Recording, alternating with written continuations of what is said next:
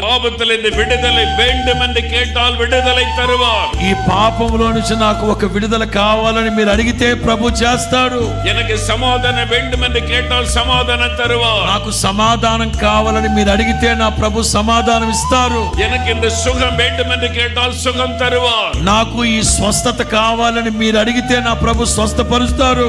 எனக்கு இந்த ఆశీర్వాదం வேண்டும் என்று கேட்டால் அந்த ఆశీర్వాదం தருவார். నాకు ఈ ఆశీర్వాదం కావాలని మీరు అడిగితే నా ప్రభు ఆశీర్వాదం ఇస్తాడు. அவர் எந்த ఆశీర్వాదத்தை கொடுக்க వల్లమై உள்ளவர். ఎలాంటి ఆశీర్వాదాన్ని అయినా మీ దయచేయడానికి నా ప్రభు సిద్ధంగా ఉన్నాడు. உனக்கு என்ன வேண்டும் என்று கேட்கிறார். నీకేం కావాలి అని ప్రభు అడుగుతున్నాడు. இந்த கூடார பண்டிகைக்கு நீ வந்திருக்கிறாயே, உனக்கு என்ன வேண்டும்? ఈ గుడారాల పండుగలకు వచ్చిన దైవ జనాంగమా, మీకు ఏం కావాలని నా ప్రభు అడుగుతున్నాడు. என்னை நோக்கி கூப்பிடுகிறாயே, உனக்கு என்ன செய்ய வேண்டும்? నన్ను పిలిచావు కదా, నీకేం కావాలి? நீ கேள், நான் உனக்கு செய்கிறேன். నేవేది అడిగితే అది చేస్తాను. ஆண்டவர் உங்களை பார்த்து தான் கேட்கிறார். అదే యేసు క్రీస్తు నిన్ను చూసి అడుగుతున్నాడు. கேட்டு பாருங்க, இன்றைக்கு இந்த இடத்தில் உங்களுக்கு அற்புதம் நடக்கும். ఈ చోటే ఇప్పుడే ఒక అద్భుతం జరుగును గాక.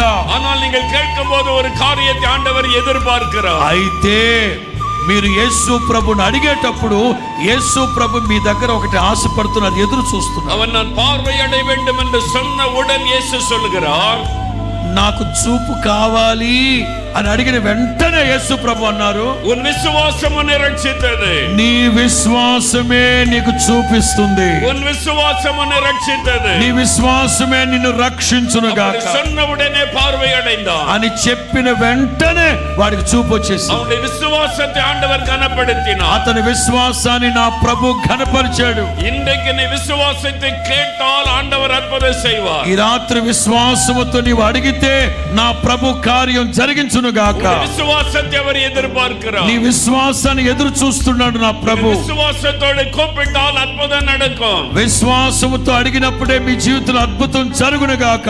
ஏன் அவர் உங்களுக்கு அற்புதம் செய்ய விரும்புகிறார்? ఎందుకు యేసు ప్రభు నీకు అద్భుతం చేయాలనుకుంటున్నారంటే, அவர் உங்களுக்காக சிலுவையிலே தன்னை பலியாய் கொடுத்தார். నీ కోసమే యేసు క్రీస్తు సిలువలో బలియాగం అయిపోయారు. வாரினால் அடிக்கப்பட ஒப்பு கொடுத்தார். ఆయన కొరడాలతో కొట్టబడ్డాడు.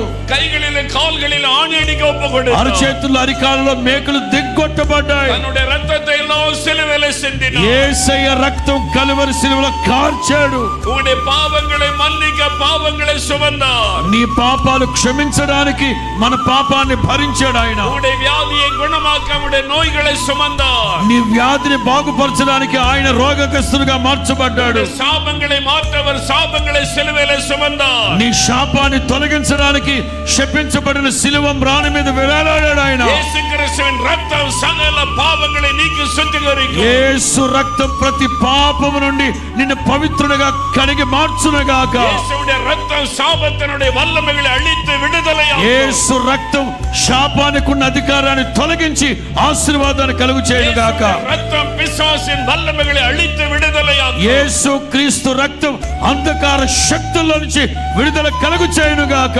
அந்த ரத்தம் சிந்தப்பட்டது உங்களுக்காக. ఆ రక్తం కార్చింది నీ కోసమే. சகோதரனே உங்களுக்காக. సహోదరుడా నీ కోసమే. சகோதரி உங்களுக்காக. సహోదరి నీ కోసమే. அதை நீங்கள் விசுவாசித்து ஜெபித்தால், ఇది నీవు విశ్వసించి ప్రార్థిస్తే இன்றைக்கு அவர் உங்களுக்கு அற்புதம் செய்வார். ఇప్పుడే నీకు అద్భుతం జరుగునుగాక. நாம் ஜெபிக்கும்படி யாவரும் எழுந்து நிற்போம். ప్రార్థన చేయడం కోసం మనం అందరం లేచి నిలబడదాం.